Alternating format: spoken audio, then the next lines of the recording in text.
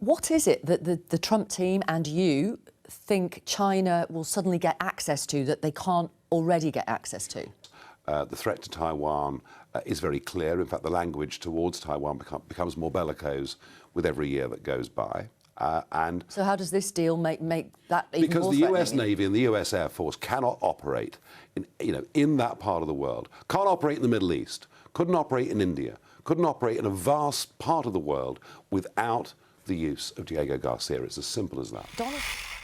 Well done, Nigel Farage. He tells it how it is and exposes our extreme left-wing government, a government that hates the country it rules and hates Western civilization in general.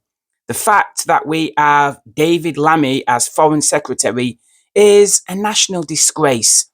He's dedicated to working against British and Western interests in the quest for decolonisation. The problem is we have people like that in charge who are more interested in pushing their ideology than doing what's right for Britain. As Farage said, giving up these islands is the government's idea of decolonisation. It's absolutely outrageous given the strategic importance of these islands. This guy, by the name of Matthew Saeed, put it brilliantly. I was very impressed by his input here. This is worth pondering. I think we're moving closer potentially to a major war between the big powers. We have proxy wars happening in Europe and in the Middle East. There could be a blockade by China on Taiwan. Military leaders say that this is a strategically absolutely crucial part of the world, and China's leading an ever more cohesive axis, including Iran, Russia and North Korea, as I say. And you know, Farage was right that America has paid largely taxpayers for the defense of the liberal Western order, which I think is of tremendous importance to the wider world.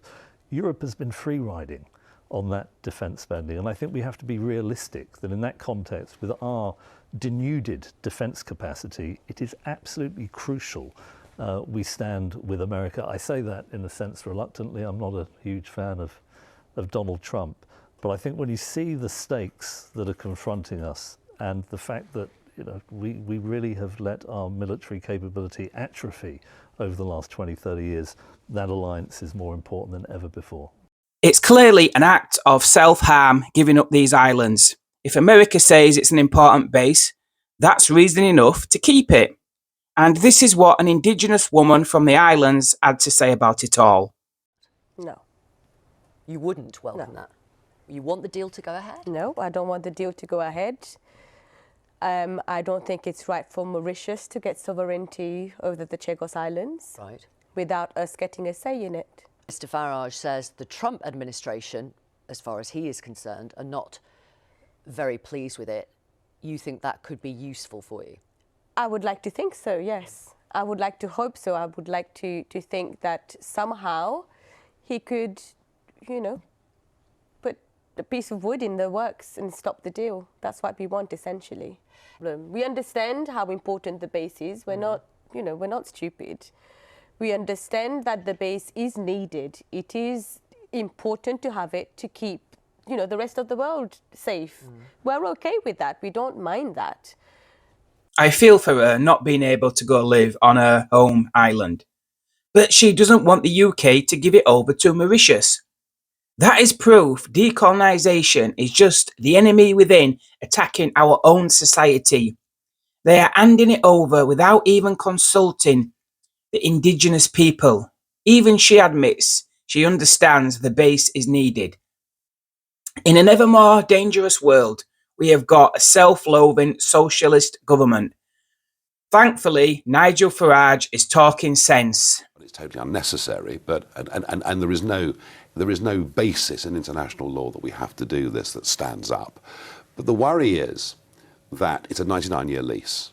Sounds great, but we had a 50-year deal with China over Hong Kong. That unravelled. Have you given legal advice to the Trump team about this? I've given them some fairly extensive briefings on it and on the role of the International Criminal Court and on the judgment, the advisory judgment that was made. Yes, I have, and I've been asked for that stuff, and of course I provided it. Right. I want to ask you, do you see your role as representing the interests of the incoming Trump administration now? I'd like to avoid World War III. That's quite a big consideration for me. But the question is, and do I you have see your been- role as representing them? No, my role is to represent people who voted for me here. My role, above all, my role is to protect British interests. Yes, I've spent half my life in America. I work for American companies.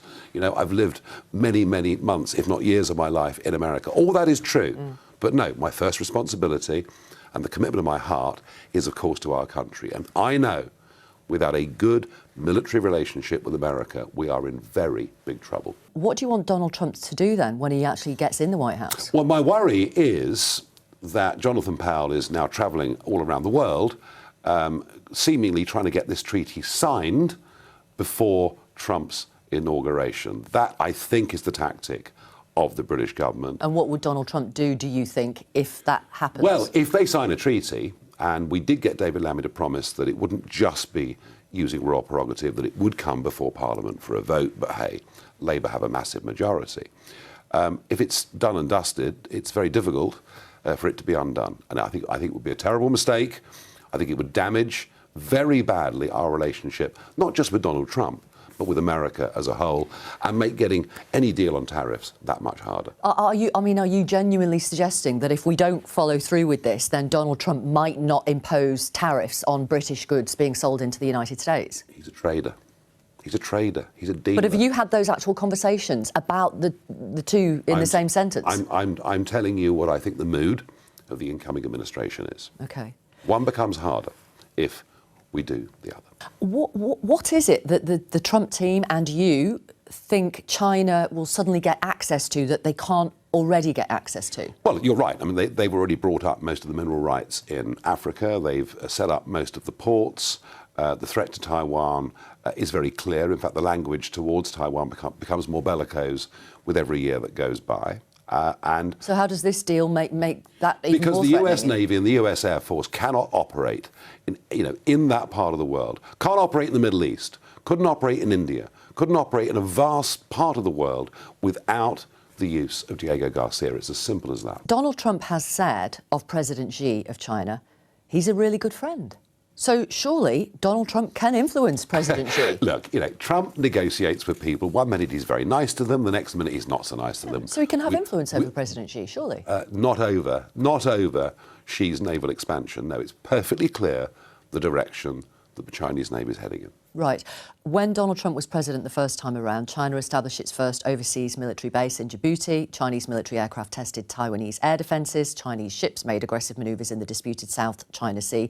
And Mr. Trump didn't make too much of a fuss over any of those things. I wonder if you're overplaying Well, it. I think you'll find that actually Trump was the American president who woke us all up to how China had changed, how it had changed from being a very insular country to being actually quite an expansionist country. But he didn't do much about those things. He has spoken about China again and again and again, all through this campaign and indeed through the previous one as well. Do you believe this agreement then that the UK government has done actually puts us at odds with the US? Very much so, yes. And I think one of the worries here is if Trump puts in place the tariff regime that he's talking about, and it sounds like he will, at least to begin with, or he'll use it as a very firm negotiating position, this makes us exempting ourselves from a tariff regime, which should be perfectly possible. This makes it much more difficult. Right, so we have to not upset Donald Trump. We have to be an ally to Donald Trump. And allies, does that mean... Allies don't betray the military of the United States, without which we would be defenceless. You've obviously spent your life in politics arguing for sovereignty. Mm-hmm. The UK has just exercised its sovereignty on this occasion. No, it's surrendered it. It's not exercised. It's surrendered it. It's sort of. It really is. It's followed what the UN and the International Court of Justice has found. The International Court of Justice gave an advisory judgment. There is no basis on international law by which this has to happen. Frankly, this is David Lammy and an incoming Labour government. It's their guilt. Their guilt about colonialism, and they think by doing this, they're making amends. Well, was Boris Johnson guilty when he proposed negotiations with Mauritius? Was Liz Truss feeling guilty when she opened those negotiations? Frankly, there isn't much difference between the two parties, really, is there? I hear your point about sovereignty, but then it sounds like you're also saying we can't exercise our sovereignty because it might hack off another sovereign country, in this case, the United States. Our military alliance with America is vital. And let's be frank, we get more out of it than they do. All right, it's a very, very good deal for us. Being there as the number 2 in NATO, only just, given the shrinking size of our military, that for us, they give us more than we get from them. What we do not do, what we should not do, is to threaten their most important military base in the world. I've got to ask you, how much is this you wanting desperately to be the UK ambassador in Washington? Well, it's not going to happen, is it? You know, But how much is this about? No. I am not going to be the ambassador. Even though Trump would love it, it isn't going to happen. That's the gift of the incoming Labour government. I just hope they think outside the box and choose somebody that can actually get into that Oval Office and have a straight conversation with Trump and those around him.